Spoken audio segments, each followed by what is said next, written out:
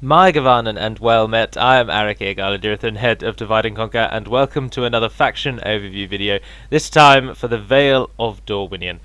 And indeed, this video marks the return of myself back from my ventures and holidaying, and so you can shouldn't be long gaps in between each video as there have been recently. So I'm back, and I am ready to do some of these videos for you so that you can learn a little bit more about the factions of Divide and Conquer. So let's dive straight in with the Vale of Dorwinion. The Vale of Dorwinion is this small land here on the western edge of the Sea of Rhun, just south of Dale, mentioned only very briefly in the Lord of the Rings and the books by Tolkien, as the wine of Dorwinion is mentioned in the halls of Thranduil and the realm of Dale. Other than that, very little is known about Dorwinion, so the faction is kind of fan-fiction-y. It takes its name from a geographical location which does exist. This is Dorwinion, this small section here. And we know that there was wine here, and there's reason to believe that there might be a few Avari elves who live within the realm of Dorwinion. So we've taken those bits and pieces and we've formed a faction out of them, and a faction, I must admit, is up there as one of my favourites, and I've played them a great many times. But let's dive into the video. So the first thing that you'll notice at the game start is that you only have 3 provinces. Straight away you can already see that there's Rhun just to our south. But you have these 3 provinces here: Carasant, the city, the Garden City; Santanwi, the castle of the Western Gardens; and Carasfalathrim, the city of the coastal folk. And those are the only 3 that you get. You get 2 castles, one of which, as you can see, is already as large as you can get it, so that one is going to be key to your military production. And you also have a reasonable city over here in I believe it's a large town. Yes, it is indeed. So that one will be quite economical. Will get you a fair bit of money. And that is all you get at the game start. You don't really get any particular armies of note. You've got 1 unit and a gentleman in there, 2 guys and your heir in there, Vine Lord Swain, and Vine Regent Howin in there. However, you do get the representative of the Avarian High Council, which is Nerwë, the Avarian High Councillor, and he is the leader of the Avari Elves of Dorwinion. And he starts with a small entourage of elven units in the fort just to the northwest. Now, it's worthwhile mentioning that whilst at the moment I always do these videos on very hard, so this is the situation you'd be on very hard. I'm making, if I leave it as it is at the moment, I'm making about 2,189. Well, I'm making 2,189. I always forget that it tells you the profits there. But if I were to move this army out of the fort, which they are currently yes, in, my lord. I will lose an awful lot of money and only make 500. So you have to be careful if you're going to use Nerwë's army. But if you didn't see it there, oh, he's trapped inside now. But he does get his own unique He gets his own unique strategy model. So it's a little bit of added flavour, and you can always see where he is on the battle map, as he'll be your only elven general. The rest of your armies look as follows. Your captain there with his purple cape. As you wish.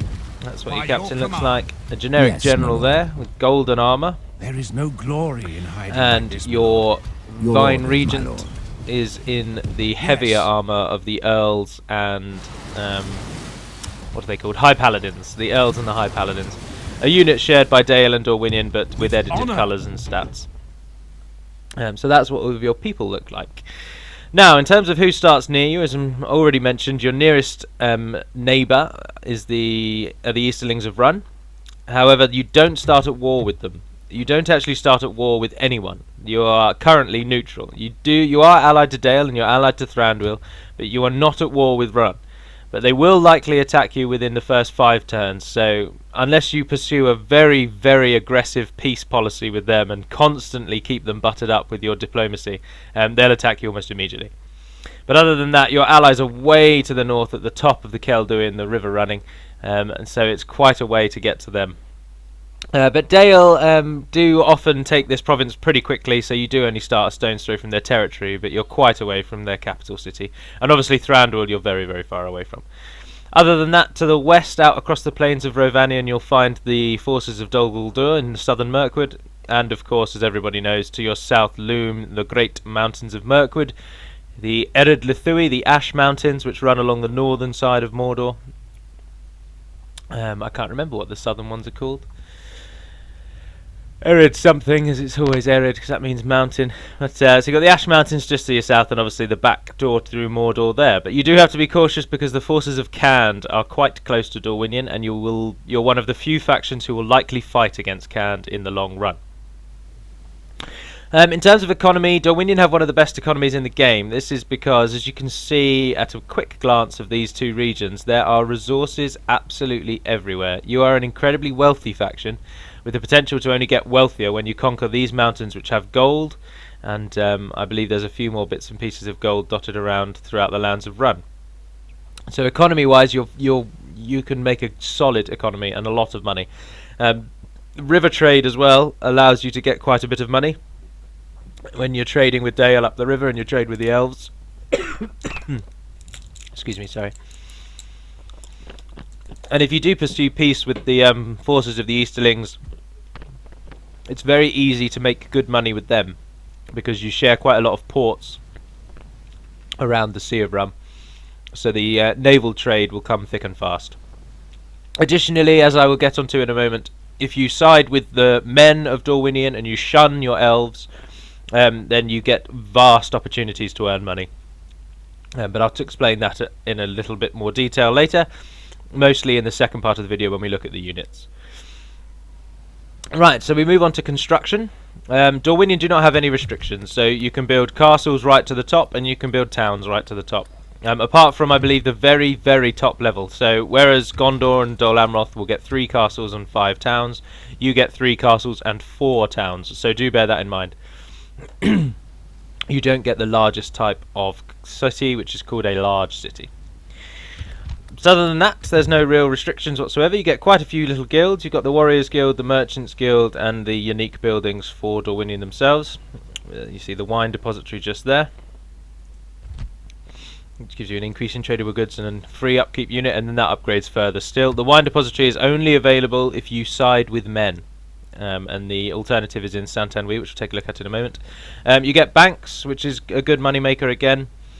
And obviously, as I've already pointed out, you get the Merchants Guild. And you also get the Warriors Guild, which gives you weaponsmith bonus and then just morale and experience bonus. So there's no real... the restriction-wise, they're not really restricted to Dorwinion. The alternative building to the wine depository is unfortunately not available until you side with the elves, but it comes in through this building. It's not listed at the moment, but if you side with the elves, you get a military academy in Santanwi, which you can use to increase your troops. You can use to get a higher level of smithing, and there's other benefits as well, but again, I'll talk about that in a moment, so do bear with me. So that does bring us actually quite nicely on to the section about script. So other than the script to choose whether or not you side with the elves or you side with the humans, there's no other scripts for Dorwinion. There's nothing else unique about them. Units wise, the only really AOR unit that you get is you can train Athala Rangers, which are traditionally a Dalian unit, but the Realm of Dorwinion can also train Athala Rangers, so you get a little added feature in that. But other than that, nothing really. There's no added other features other than the human-elven split. So we shall talk about that. Quite simply, once you reach turn 55, which is around 5 turns before the barracks event on average, but essentially it's around the barracks event, you will be asked a question whether or not you wish to bolster and improve the culture of the Northmen, or whether you wish to turn to the elves and elect them as your rulers and use the elven culture. Now, this won't actually change your culture. That's the question we get asked the most. So, at the moment, to recruit Thorn Crossbowmen... oh, sorry, I need to go to a building, don't I? This one. To recruit Thorn Bladesmen, for example, I need 33% Northmen culture. Now, if I choose Northmen or I choose Elves, that will remain the same. Your culture will not switch to Elven. It will stay as Northmen regardless of who you choose. That's just... a Med 2 requirement, and to change that would require a very lengthy and unnecessary script. So we've kept the Northmen. So regardless of whether or not you choose Elven or you choose Northmen, you will still require Northmen culture in your buildings. So bear that in mind. Now the first thing that you will get is if you choose Elven, the elves are the military side of the choice and the humans are the economical side of the choice, but it's not strictly, doesn't strictly follow that pattern. But on the campaign map, the changes that you will see is if you just play the game and you didn't choose elves or you didn't choose Northmen, you would be able to get your smithing to level 4. Now, the highest possible level of smithing is level 8. That's only available to the dwarves with mithril armor. The elves get level 7. Gondor and Dol Amroth get level 6. So 4, as you can see, is about halfway. But if you side with the elves, you will then have the ability to get smithing level 5, which puts you up there in very high smithing to be able to counter the heavy forces of Run, and up there with the smithing level of the Gondorians.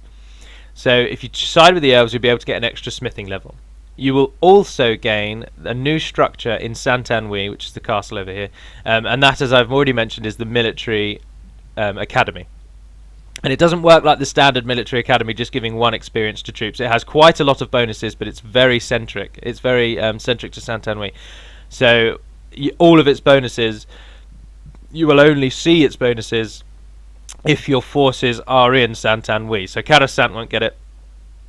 Caras-Falathrim, and then further on, none of those will get it. So the military academy is incredibly useful, and it upgrades almost every type of unit that you get, but they have to be in Saint-Anouilh, so it's quite a lengthy process. And lengthy process is exactly what I would use to sum up the elven side, because if you side with the elves, you'll be able to recruit elven units, but they will have less men per battalion.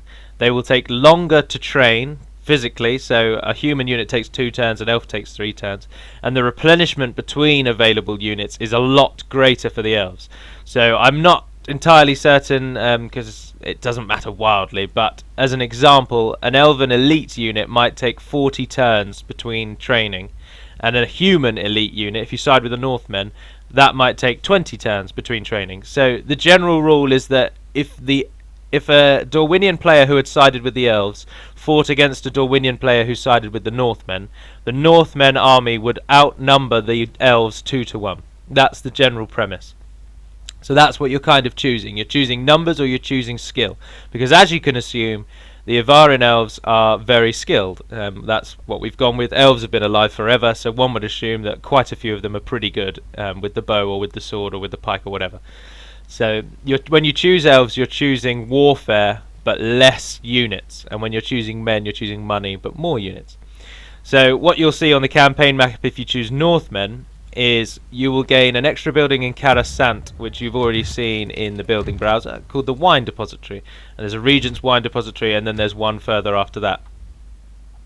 And they just give you a boost to your income. The second tier gives you a very big boost to your income, and that is used to fuel the economy that you will require to support the number of troops that will become available to you. So there's you don't get anything else, like you won't see any changes to your smithing or anything like that, but you'll get the Wine Depository and you'll get access to all the human units. Now in the second half of the video I'll explain more which units do which, but obviously you have to wait for that. What else was I going to mention? There was something on the tip of my tongue, but I've forgotten.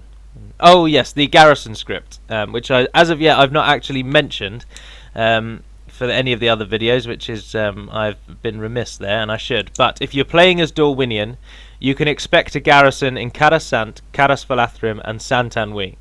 And then any other town that you conquer outside of that, you will have to upgrade at least 1 level before you get a garrison.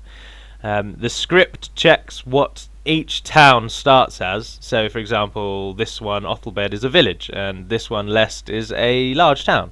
And it checks which one they are, and it won't give you the garrison script until you have taken it 1 tier more than when you captured it.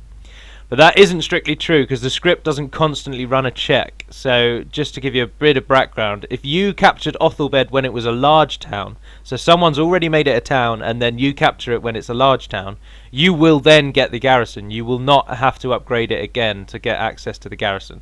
So do just bear that in mind.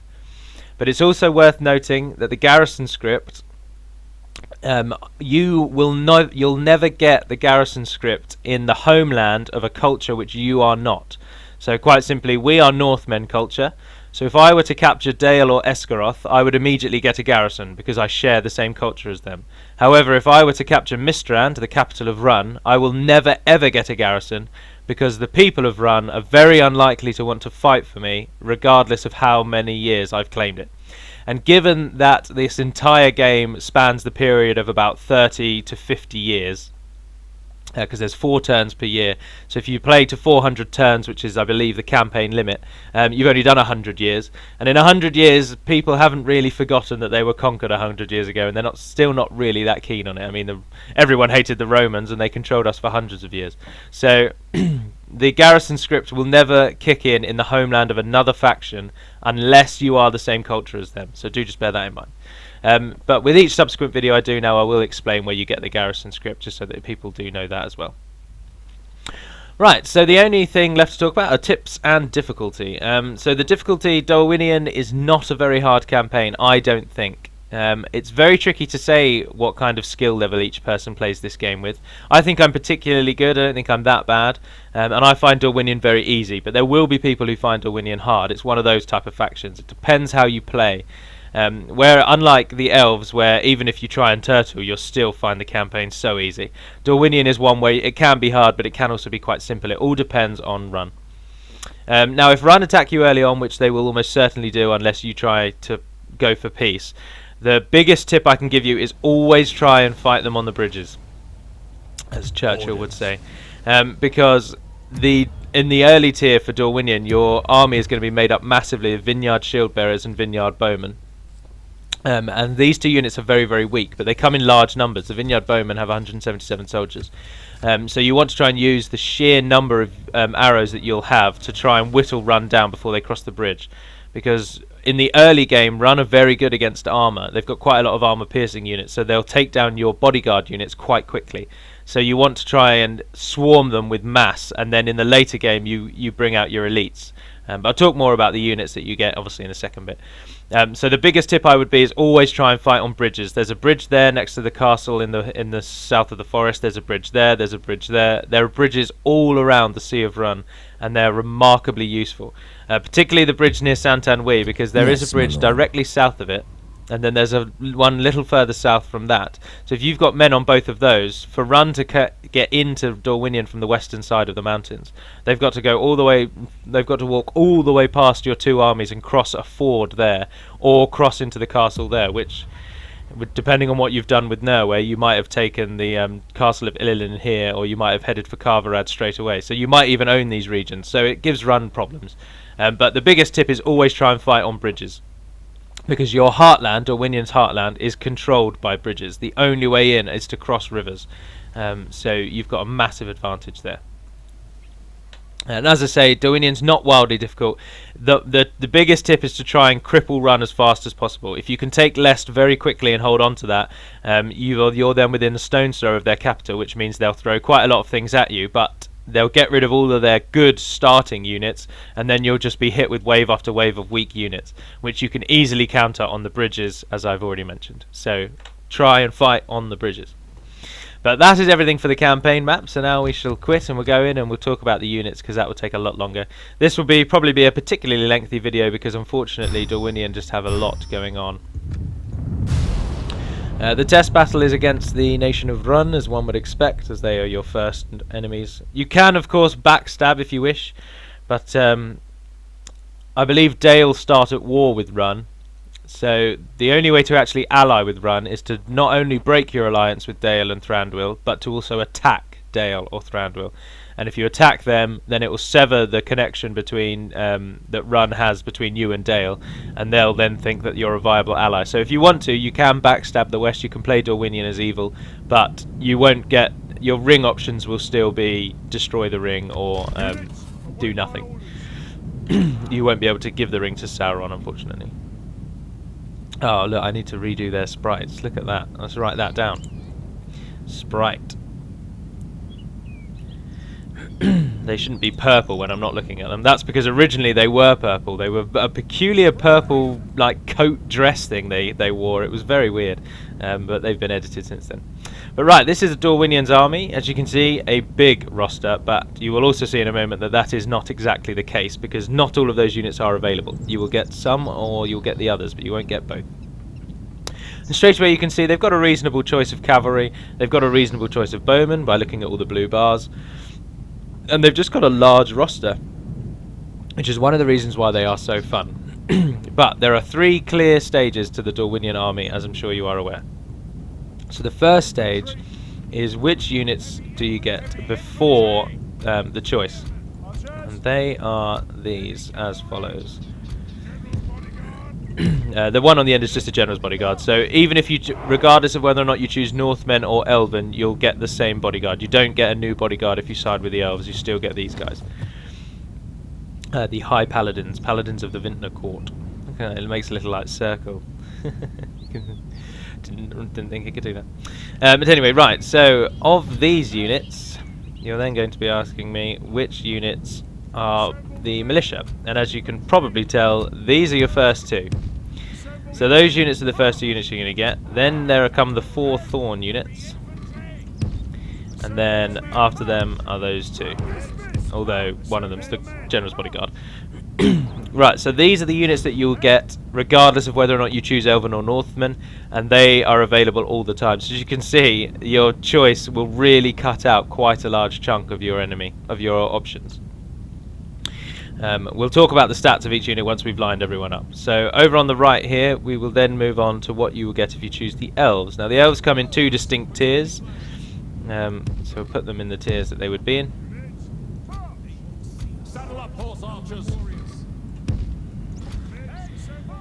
So that's where the elves would come in the tier. So this is your militia, this is your middle, this is your third.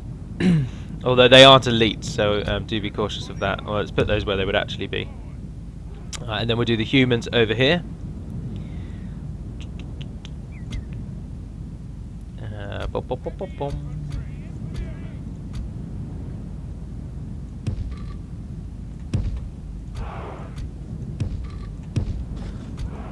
So that's what the picture looks like. These are your militia units. There's only 2, Elven or Northmen, no options. These are your middle tier units, and again, Elven or Northmen, no option. And then, regardless of which tier you choose, you will always get Dorwinion men-at-arms. And then if you choose human at this same tier, so the first sort of elite line, we'll call this the first elite line. As the humans, you will get 5 options. And as the elves, you will only get 3 options. So straight away you can see how you're outnumbered. And then at the elite tier, the humans you only get 2, and the elves you only get 2. So at the uber elite tier, they're both the same. But it probably is worth mentioning that actually the structure does actually go like that. They are your best possible units. So do bear that in mind. But right, so we'll look at the stats. So the first thing you're going to get are these units, because these will be available before the barracks event. And you've got Vineyard Bowmen and Vineyard Shield Bearers. Standard Sword and Shield, Standard Archer. And as we will see straight away, they are not particularly good. Because you're a Northmen faction predominantly, and Northmen aren't wildly strong, you're a weak faction to begin with. You're not as weak as the Wild Men, obviously, because you've got these higher tiers, but you are weak to begin with. So you've got Vineyard Bowmen. They've got good stamina, which isn't too bad, but as you can see, 2s, 2s, and 1s across the board. Poor morale response. The best thing about these is that there's a lot of them, so you can really rain a lot of arrows down on your enemy. And the same is true of the Shield Bearers. Again, they're not particularly good. A defense of 5. They've only got a defense of 2. And their defense is mostly because they've got a shield. And again, poor morale and poor morale response. The men of Dorwinion have a bonus in forest and snow, and a malus in desert. So they don't fight as well in desert. They fight better in forest and snow, which I do not believe is true of the elves. However, I think they are. Oh no, they are forest and snow as well. To mark the fact that you live on the border of a mountainous region and quite far to the north. So after the vineyard, these guys will come from the farm. So you can get them immediately. They're your farm, they're your militia tier. Now these ones are the first line from the barracks, the archery range, and the stables. You get 2 melee units, the Thorn Bladesmen, with their thorns proudly on their chests, and the Thorn Guard. As you can see, the Thorn Guard are a pike unit, and the Thorn Bladesmen are a sword and board. And straight away the stats are a lot better. They're basically double. These guys had 5-2-2, and these, the exact replica but a tier up, have 10-4-3. So the Thorn Bladesmen are the first dependable unit. The Shield Bearers are bantha fodder, to quote Jabba. They you want to saturate the enemy with them, try and tie up the enemy's best units with the Vineyard Shield Bearers while your better units maneuver into position. That is a tactic that I've mentioned, I think, in every single video, but that really is what you want to do. You should always have a unit which his primary role, unfortunately, is to die, but to try and tie up a unit that otherwise would do a lot of damage. So you want the Vineyard Shield Bearers to run into the run cataphracts, for example, or to run into armor piercing units, so that you can then rain hell down on them or flank them or charge them with cavalry, that sort of thing. But the Thornbladesmen are your first dependable unit. They can make a shield wall, which is always very useful. I know some people don't think shield walls work, but if you use them offensively, they're the best way to break through a gate. They're starting to get average morale and average morale response, so they're getting pretty good. But they've still got light armor, which isn't too good but that does mean that their armor piercing units aren't as effective against them, so there's a little bonus there. Now the Thorn Guard are the pike one, as I say. They can form a spear wall, as you would imagine, so they can farm a pike wall. They have the same defense, which is quite interesting, because they don't have a shield. So these are incredibly good on the defense, and the Thornbladesmen are a little better on the attack with their charge of 3. These ones only have a charge of 2, but they have a higher attack. So the Thorn Guard are they're your battle line. They will hold the line. They're very defensive. You don't really want to be using them on the attack. And to support them, Dorwinion are one of the few factions which get crossbowmen. I can't really recall why we chose to go with crossbowmen, but we did, and there's 2 units of crossbowmen. I think it's because of their proximity to the Oricani and to Erebor, so there's a chance. And given that they're the only thing we know about them is that they are traders, there's a strong possibility they would have traded for the crossbows, because crossbows are easier to use well, it depends what you think. I'm British, and we have a long history of beating countries with our bows, so I've always stoutly support the bow. But I'm sure that if you spoke to some countries, they would always favour the crossbowmen. Genoese crossbowmen obviously are very famous. But anyway, so you've got crossbowmen instead of archers at the start. Now the disadvantage with crossbowmen is they are slower, but they do pack a punch and they are effective against armour, which is so key. The Thorn crossbowmen time and time again have brought down Run's cataphracts and brought down Run's general's bodyguard for me before they have hit my line. And that is incredibly important, because the biggest threat you'll face as Dorwinion is that Run do outclass you. When they start, they'll be over there. But Run do outclass you quite a lot. And they get a lot of armoured units and they get a lot of armour piercing units, so they've got a counter for everything you can think of, and so you've got to try and be tricksy. And one of the ways to do that is to lock up their bodyguards unit with your shield bearers and your bowmen, and then bring them down with a rain of armour piercing crossbow bolts. And so that's the primary role of these guys, really, is to take down the heavily armoured targets that you will see at the start of the game, because Run get quite heavily armoured quite quickly. They can also use stakes, which is always useful for an archer unit, and again average morale response. And they've got an average accuracy, which is rare. And that's because they're Northmen, unfortunately. So we're not dealing with elves here. We're back to Northmen, so the accuracy is not particularly good. And finally, you get your first cavalry unit, and the only cavalry unit that is available to both sides. So this will be probably your most seen cavalry unit, and they are Thorn Riders, which are just spear units on a horse. They can form a wedge, which is reasonably useful against other cavalry, but it's not very good against infantry. Try not to use the wedge against infantry, because you don't get the full impact of your cavalry charge.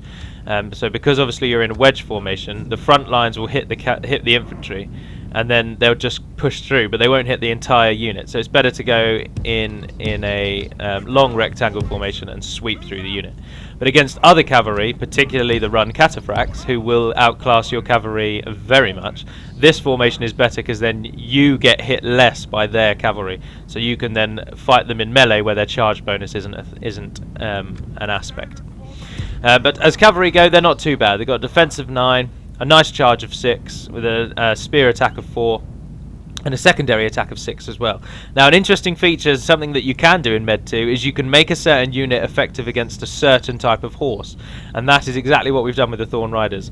Because Dorwinion have constantly been plagued with attacks and raids from the forces of Run, even though they're not at war at the moment, these men are essentially trained purely to try and bring down the Easterling cataphract cavalry. So the general's bodyguard of the Easterlings and the Loke, whatever they're called, unit that we all know of, these guys actually have a bonus against just them. So they don't have a bonus against any other horse or against wargs or against camels. They just have a bonus against the general's bodyguard and the Loke thingies. We'll call them cataphracts of Run.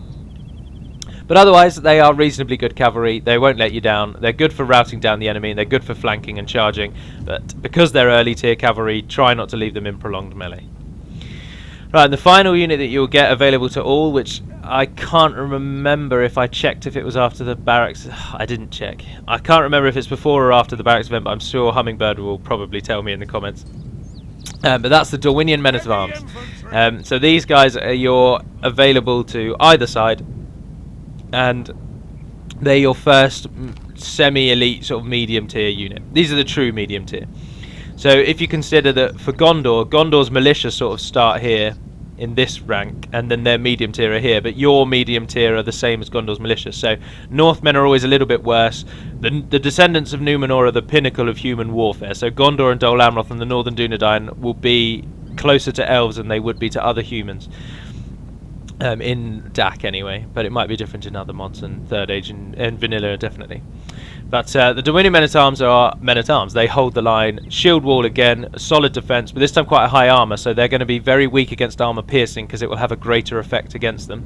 But they've got a nice attack of 6 with a reasonable charge bonus of 4, which isn't too bad for a human unit. But they're starting to now get good morale and good morale response with a medium armor class. So again, another dependable hold the line unit. You can use them to flank, or you can use them to just stay in prolonged battle, but they aren't a strike infantry, so they're not going to break the enemy with their charge, but they will do damage with their charge. And they've been edited by Hummingbird a few times to have different looks, and the one we've settled on is quite reminiscent of a trader faction, I think. Their armor's not exactly amazing. It's something that they've been able to buy. And that is all they really need, because Dorwinion only really use military to defend their trade routes, because trade is everything to them. But right, let's start with the Northmen, because they have more men. So we move over to the Northmen. Oh, and let's also line up the elves. So the elves do go there. So it gives you an idea of how much better the elves are. So you've chosen Northmen, and these are the first units that will be available to you. The first one that you'll get is the Dorwinion Protector. Now again, as you can see straight away, they look exactly like the Men-at-Arms. However, these are a more warfare-orientated equivalent. So these are your strike infantry. And to be honest, these are the first strike infantry. And if you choose elves, well, actually, these are the only dedicated strike infantry that Dorwinion can get. And by that, I mean they have a very high attack and a very high charge for an infantry unit. So the primary goal of these guys is to break the enemy's morale, not to stay in prolonged melee. And again, I talk about strike infantry in almost every video, but that's what I mean by it. They have the same defense as the Dorwinion Men-at-Arms, well, 16 instead of 15, but theirs is very much in their armor. Now, something I would just say about that, we do get asked quite a lot, like, why does this unit have a higher morale when he's clearly wearing a leather cape, or a higher armor when he's clearly wearing leather armor, and this guy's clearly wearing metal, but he's got a lower armor? And I would just say that, unfortunately, we didn't create the look of every single unit. And if we could try and tailor the looks to what we wanted the stats to be, then we would do. But it's such a huge job for something that we do in our spare time, so we can't do it, I'm afraid.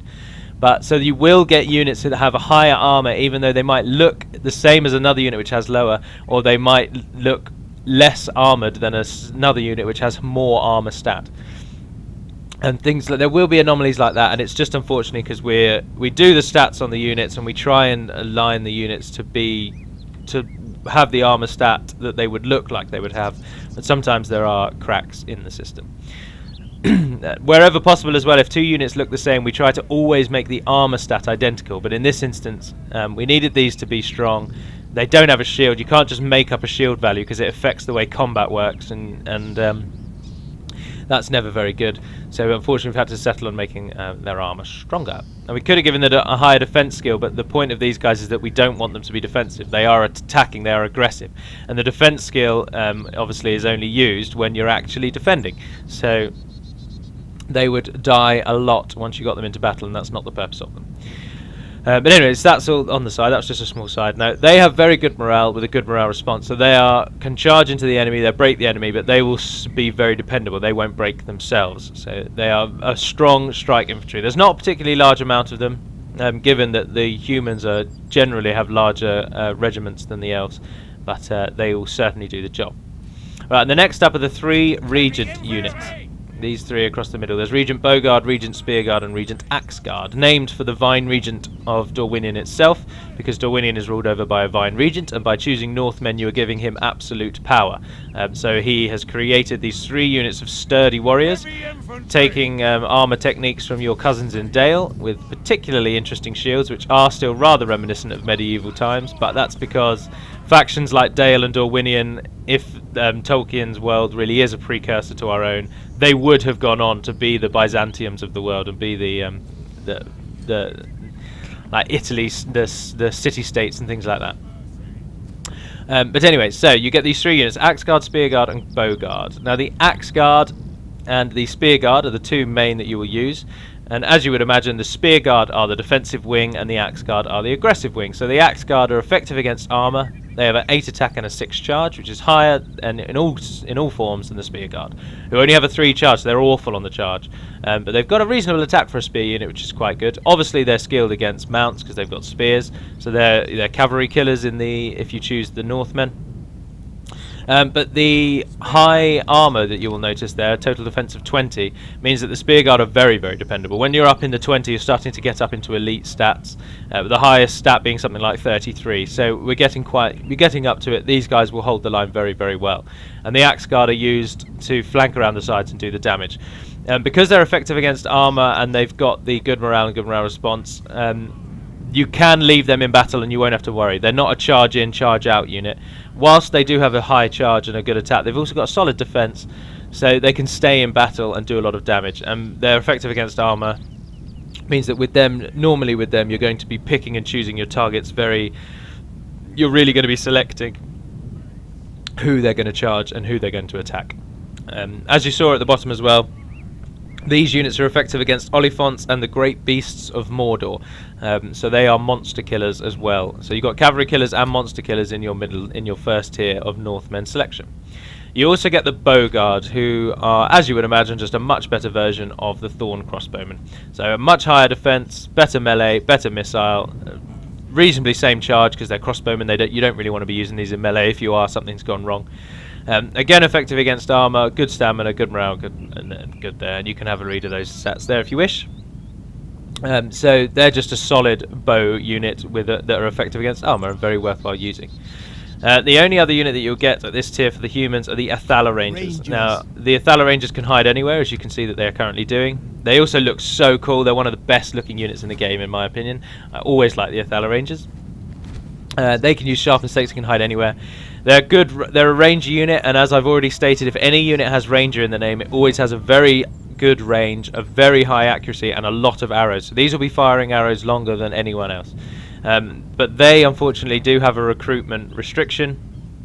They're only available between the border of Mirkwood and Dorwinion's heartland itself, and predominantly in the northern section. So if you sort of drew a line west from Santanwy, hit the border of Mirkwood, and then drew the line north to Dale, they're available in that square. So you won't get these in the heartlands of Run, and once you begin your attack on Mordor, these will be coming a long way to support you. So they're not as common in your army as the others are, but you can get them in Santanwy. As soon as you choose human, they'll be available straight away. I believe in Coruscant as well, so you do have to bear that in mind. Now for the elite tier for the humans, what you're really choosing in the elite tier, although if you choose humans you get all of these and all of those are cut off, so you don't choose the middle and then you get to choose again later. You choose either else or either humans. But if you've chosen humans, then you get the advantage of heavy elite cavalry. These, the paladins of the Vintner Court, riding their white steaded horses with their purple insignias, and they are incredibly strong.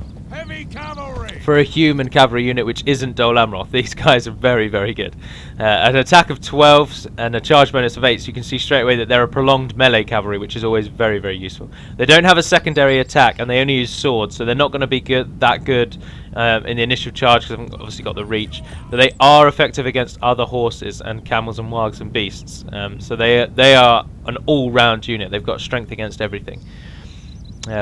And their defense obviously is 25, which is very high for a human unit which isn't Gondorian, so they're a solid heavy cavalry unit. And then the only other elite unit you get is their dismounted counterpart, the Knights of the Vintner Court. I don't like calling units Knights of the Vintner Court and Dismounted Knights of the Vintner Court. I never liked that naming convention. So the only place I think it still exists is Dale. I think they have Earls and Dismounted Earls, and even now I still try and rack my brain for a different name to give. So the Paladins are the mounted section of the Vintner Court's military wing, and the Knights are the foot section of the... and there's all the background you can read up about there in the middle. The Knights of Vintner Court, again, very, very similar. They have a 12 attack, a 5 charge, so again, very good in prolonged melee with the same defense as the Knights. So both of these can be relied upon to survive for quite some time once they've broken the lines of the enemy and they're in melee. But there's a flag of Dorwinion flying at the edge of each unit as well. So that's what you get if you choose human. The first thing to note when you're deciding between the two, if you're using this video to decide, is look at the smaller numbers that the elves get in each battalion compared to the numbers that the humans get in each battalion. So, aside from the Avari Guard, the humans will always have more men per battalion than you will if you choose elves. And as you can also straight away see, you have 2 more choices as humans than you do as elves. 1, 2, 3, 4, 5. 1, 2, 3, 4, 5, 6, 7. So that's really the choice, but the main choice, and the reason why I would choose Northmen or I would choose elves, is arrows, to be honest. The elves are a far more ranged aspect of the game, as you would imagine, and the Northmen are not as ranged. Whilst you do get Athala Rangers, they're very rare, and the only real Regent unit you get a Regent Bowguard, and obviously crossbowmen are quite slow, and they fire in weird arcs due to Medieval 2's odd firing systems. So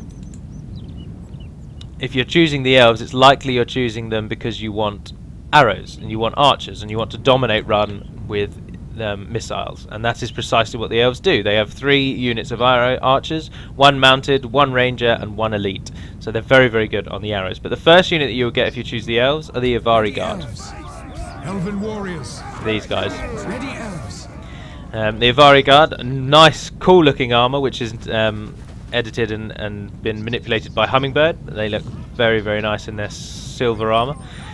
Immediately, this is the first tier of elf you're going to get, and their defense is 23. Now, if you remember, the Knights and Paladins of the Vintner Court, their defense is 25, and they're the elites. So these are only they're just shy of being that same tier as the Knights and the Paladins. And given that they act in different roles, there's an argument to say that they are the same tier as those two, so you have to bear that in mind. The elves are much heavily armoured. Defense 23 is already mentioned, attack of 10, charge bonus of 5. These are essentially an elven version of the Knights. And with the elves, you get excellent morale and good morale response. So you can also rely on the elves. They have a better morale than the Northmen as well. So the Northmen, the distinction really is numbers or arrows. That's kind of a bare bones distinction between the two. But after the Avari Guard, the next unit you're likely to train are the Avari Shadows. These are the ranger unit for the elves, but unlike the Athala Rangers, they're available everywhere. So you can get these as much as you like, and even though they don't have ranger in the name, they are rangers. So they get the 220 meter range, which only rangers get, exceptional accuracy because obviously they're elves, so they're better than humans, and 32 missiles as the normal. Excellent morale, reminiscent of elves, sharpened stakes, and they can hide anywhere. Now they have a lot lower armor because of they are rangers. Rangers always have low armor because they operate swiftly and silently from the trees. But they have a missile attack of 7, which is very, very good. Their missile attack is only 6. Melee attack of 8, charge of 4, so they're better than the Athala in all regards. And they are just an incredibly cool looking unit as well. They're based on the one of Thranduil's units. They're based on the Hinny Dowd, actually, the best arch unit in the game. They have that same sort of armor, but they've been tainted and twisted by Hummingbird, and now they look awesome. So another reason why I tend to always actually choose elves is because I think they look better. And then the third thing that you get for the elves are the Avari Naharim. Now, as I mentioned in the full overview video, these are named after Nahar, the steed of Arome, the Valar who first finds the elves at Cuivianen. And unlike the other Avari, they are interested in learning about the rest of the world. So they have been out there scouting. They're the eyes and ears of the Avari in the Far East. And they've taken the name Naharim, which means people of Nahar. because they ride horses, just like Nahar is a horse. They can do the Cantabrian Circle, which is just called a shooting circle, I think now. Yeah, circle and shoot, which most cavalry archers can. Obviously, they're cavalry archers. Just saying that in 3rd Age Total War is enough to strike fear into many people's hearts, because cavalry archers are incredibly rare in this game. Only really Canned, Run, and Dorwinion actually get them. I think we've given an Imladris unit of cavalry archers, but I'm sure you can imagine they are rare. So they're a real strength on the battlefield, because you can obviously pull them away and keep firing arrows as they're running away. They have excellent morale, reminiscent of all elves. They have a bonus again against the Cataphracts cavalry, but not against other cavalry. So they are your late tier way of trying to bring down those damn Cataphracts that Run love. I've lost an entire battle before because 2 generals from the Run army survived. When I killed 2,000 of their troops, I had 1,500, they had 2,000 men. I killed all of their army. No one was left alive apart from the 2 generals' bodyguard units. And then those 2 general bodyguard units killed the 700 remaining men I had left, because they were all militia. And I was so annoyed. So you need things to kill those Cataphracts, because otherwise you can't bring them down. Although they have been reduced in number with Hummingbird's overhaul of all the bodyguards, so that may not be true anymore. Actually, I haven't played Dorwinion for a while. But you'll see a reasonable defense of 18, which is good for a cavalry unit, especially good for a cavalry archer unit, and a melee attack of 9, which is very good for a cavalry unit. That means they can stay in battle once they get there. A missile attack of 6, which is good for elves, and a charge bonus of 6, which is again good for cavalry. But the elite tier is what many people come to the Avari for, the golden armoured Avari Eldars. You get pikemen and you get archers. Now, as you would imagine, the archers are just an elite archer. Defense of 23, melee attack of 10, which is very good for an archer. Very, very good indeed. But what you've got these guys for is their 9 missile attack. That's only 2 away from the best archer unit in the game. So they're incredible archers. They'll bring down so much. And their high defense means that they'll survive if the enemy breaks through and gets them in the rear. Excellent stamina, and again, reminiscent of all elves, excellent morale, good morale response, very heavy armor class. The armor class is just worth noting because the lower that is, so light and medium, will be less affected by armor piercing, and the higher that is will be more affected by armor piercing. So whilst most people will just look at the defense and think that number is the defense, there's nothing else to it, there's actually a great deal of calculations that involve all 3 factors. And so you'll become a much better player at the game if you do take into account the armor value that they have and the defense skill that they have, and indeed the shield skill. And then you can tailor who these units are fighting against. A unit with a very low armor is ideal to attack an armor piercing unit, because the armor piercing unit will not get as much of a bonus against a unit which already has no armor. So you have to bear things like that in mind. But anyway, that's by the by. They're just solid archers, but they're very, very rare and they cost a lot of money, so they're very hard to get. And the next up are the Elder Pikemen. These are beasts. These are absolute beasts. They'll likely be the last unit left alive on the map, but long after everyone else has died. They are absolutely incredible. And that is mostly because pikes are a little overpowered in Medieval 2. I used to think they were awful, now I realise their value. If their flanks are secure, they're almost indestructible. And because these have a 26 total defense, that's almost up there with a dwarven level armor, and an attack of 10, which is incredible for a pike. Pikes normally have a 4 or a 5 attack because they can keep the enemy in almost a stun lock attack system. So the enemy can't attack them, but they can attack the enemy. So to counter that, modders tend to give them low attack. But because these are the elite elves, they're really rare. They've got an incredible attack, so these can win whole battles for you if you use them properly.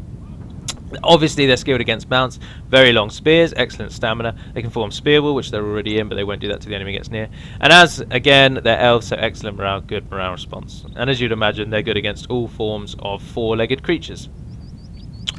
And that is Dorwinion. So to sum up in the brief overview, your choices are an expensive array of elites with a solid archer background, or a cheap array of lots of units but with heavy cavalry support. So those are your 2 choices when you're choosing Northmen or Elven. And for those of you who love to have a challenge and might be wondering, you have to side with one or the other, I'm afraid. There is no choice to stay as you are and not get either side. For those amongst you who like a challenge, there's no option for that, I'm afraid. So that is every Dorwinion unit. I will end it on a battle, as I always do, but I hope that so far you've got an idea of what Dorwinion can and can't do. And you know what, you get an idea of who you might want to play as when you choose. Now, many people have tried to suggest, like, oh, can you do a crossover? So can we have a building which allows you to train the units that you didn't choose, but only in a limited number? And unfortunately, that would just kill the whole point of having the choice system. So there will always be the choice. You will always have to decide who you want, whether you want elves or whether you want humans. And to end our battle, we are doing a fight against the realm of the Easterlings. You can already see their golden armor shining from afar. These are the armor-piercing guys you've got to worry about in the early game. Clan Guard. Oft is the time I've left units fighting against them thinking, oh, they're first-tier units, why am I worried? And then they've been absolutely slaughtered. So you've really got to keep an eye on them. There's some Dragonrath's Cult Guildsmen, run's best unit. Charged down by the Knights and Paladins of the Vintner Court. They'll remain in battle. We'll let that. I'm pretty sure I've chosen some cataphracts. Yes, and there they are. These are the cataphracts that I'm sure you are all aware that I've been talking of. Loc Inasrim, they are called. I must remember that because I keep giving them whatever name I can think of.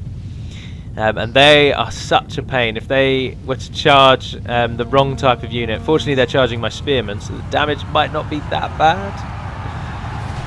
Oh no, they've absolutely slaughtered them. That's what, 40, maybe 50 dead in the initial charge, and they weren't even at full gallop. They're incredible. They're such a pain. Oh, but these fools are charging the pikemen though. Oh no, they've learned their lesson. They're pulling up. Should we have a look at some of the archers firing? There's the Avari shadows. Keep your wits sharp. Cool looking archers from the Elven realm. Dropping the enemy. Next to them are the Avari Eldar archers. The Bowguard are taking quite a hammering from the enemy's arrows. Just resupplying their crossbows there. There's the Thaler Rangers. Look at the swirls on their leather pauldrons. They just look so good. And finally there's your weak-ass Vineyard Bowmen. Getting their shots off with their tiny... They might as well be cavalry bows, they're so small. And then finally next to them are the Naharim getting their arrows too. So there we are. We'll go up and down the line one more time, but that is the Dorwinion video. I apologise it's been a little longer than many of the others, but unfortunately Dorwinion just has a lot to talk about. All up at the Knights up against the armour-piercing clansman. He's held him off though, and he's brought him down. Delightful. Finish him, son. There we go. Solid attack from the Knights there. Dorwinion protectors, they shouldn't really be in the battle line, they should be flanking. Pikemen not really taking any losses, just cutting everyone down in front of them. So Dorwinion are a fun faction. They're one of the factions added by Divide and Conquer, as I'm sure you can imagine. So we've tried to make them as interesting as possible so that there's a reason to play as them. I personally think they're incredibly good fun. Run give you quite a challenge for the first... Run can't be killed through regicide anymore, sorry, so you can't wipe them out within the first 5-10 turns, but you can get them within 20-30 turns, or it depends how effective you are. If you're fighting the right battles, it might take 100 or so turns, but then you get to attack Mordor from the rear, which is really rare. Only like 2 factions ever get to do that, Dorwinion and Dol Amroth. And so Dorwinion are one of the few where you can help Gondor by attacking Mordor from the rear, and that's always a good laugh. Or indeed, as I mentioned, you can backstab everyone and you can turn on Dale, sail. I don't think you can. One of them, Run and Dorwinion, I don't think actually get ships. Can't remember if they do or don't, but because they don't really build seaworthy ships, they only build trade cogs, so you can't really transport your men. Our general lies slain upon the battlefield. But oh look, they've got units from Cand. But you can walk your men up to the Dale and backstab them if you wish. The possibilities are endless. But for now, that will be the end of this video, so I hope this one has been enjoyable as the others. If you do enjoy them, then of course feel free to subscribe if you wish. I do the odd video as often as I can, time permitting. But for now, I am Arachír Galudirithon, the head of Divide and Conquer, the submod of which we are watching. And thank you very much for watching, but for now, Navar, Naden Pedimad, and farewell.